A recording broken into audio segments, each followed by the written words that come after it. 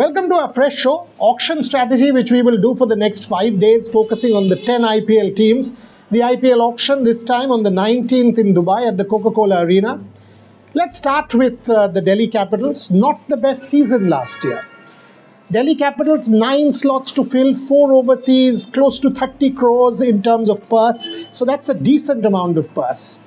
Obviously, with Prithvi Shaw and David Warner, they have their openers settled. The problem for the Delhi Capitals, Rishabh Pant will make a comeback. As we've already said, will make a comeback. But do we know? Do the Capitals know? Yes, from what we have been told, Patrick Farhat is very confident that Rishabh will play. But can he keep? Will Rishabh Pant be allowed to keep? Will he be put that kind of load from the very start of the tournament? There is a big doubt.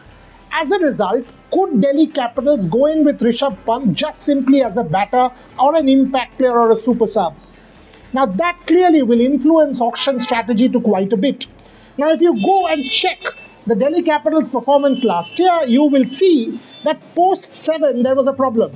So what they need, something they will have to do is after 7, 8, 9, 10, 11, they need to get a batter at 8, someone at 8 who will bowl and give them some 15 runs. Shardul Thakur all of a sudden becomes important. Because at that position, number 8, Delhi needs some runs to be scored. At this point, with a Kuldeep, with a Khalil, with a Mustafizur, with some of these boys who they had last year, they were not being able to get runs. Even Anrique Nokia, who will be fit is what we've been told around January, not ready for the South Africa series against India. Even Anrique cannot just get those runs. So that's a problem area for Delhi. From what we've been able to gather, Mitchell Marsh could be their middle order, not the number 3 that they were trying last year. So they've left Manish Pandey, they've given up on Sarfaraz. Will they go for Manish Pandey for less amount of money? Could well be a strategy if they get Manish Pandey cheap. But you can think they will go in for an Indian batter if they bat Mitchell Marsh at 6 and then Akshar Patel finishes possibly at 7. 8, as I said, they will need someone. So that's the Delhi strategy. Last year they had to give up on Shreyas Iyer because Iyer obviously was offered captaincy. Kolkata left the team. As a result, the entire balance was not there. And Rishabh Pant, we all know, had that unfortunate accident, will make a comeback. Delhi, pretty poor season, but with the think tank led by Saurav Ganguly working on the auction over time, you can expect them to fill these gaps in this particular auction. Moving on to the Lucknow Super Giants. Good side, but a complete overall of the think tank. I mean, not many teams after qualifying for the playoffs for 2 consecutive seasons will change the mentor and the coach, and they have. Andy Flower no longer there. Gautam Gambhir no longer there. Justin Langer replaces Andy Flower as the head coach. So the Sanjeev Goenka-owned franchise has about 13.5, 14 crores, and they have not many slots to fill, 2 overseas and a few Indians. Now, Lucknow clearly have retained their core of the first team. They will go in for a few Indian boys. And the problem is the fast bowling department. They've left the Jaydev Unadkat.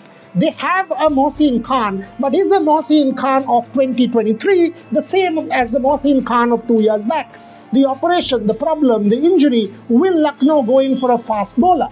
That's where the Lucknow problem is. In terms of overseas, they've got a Bakhmud, they've got a Naveen ul Haq. That base is covered. But who are the 4? If Lucknow plays a Quinton de Kock, they leave out a Kyle Myers. If they go in with a de Kock and a Marcus Stoinis, they clearly have to play 1 fast bowler. And that could be an issue for Lucknow, because if they go in with both Naveen ul Haq and Mark Wood, they have to leave out a Marcus Stoinis because Nicholas Pooran is a certainty. As a result, that middle order becomes a problem. The big plus for Lucknow, KL Rahul making a comeback. Hopefully, Deepak Hooda will have a better season and Krunal Pandya will be relieved of captaincy. As a result, you can expect a better performance from Krunal Pandya. So maybe an Indian batter to fill that void, and of course, a spinner and a fast bowler to fill in the problem of Mohsin Khan. Will he be able to deliver? Ravi Bishnoi will lead that spin attack, but he will need support. You've got a left arm with Krunal Pandya, but will they bank on Krishnappa Gautam is a support, one to see. Because Krishnappa Gautam has not been able to deliver for Lucknow consistently, at least in the time that he's been with the franchise.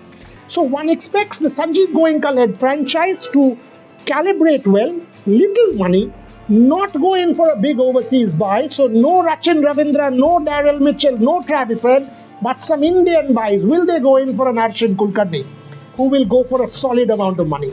Will they go for someone like a fast bowler like a Kartik Tyagi, who I think is a great buy for Lucknow to replace someone like a Jaidev Unadkar? So that's what I think the Lucknow Super Giants think tank will be doing.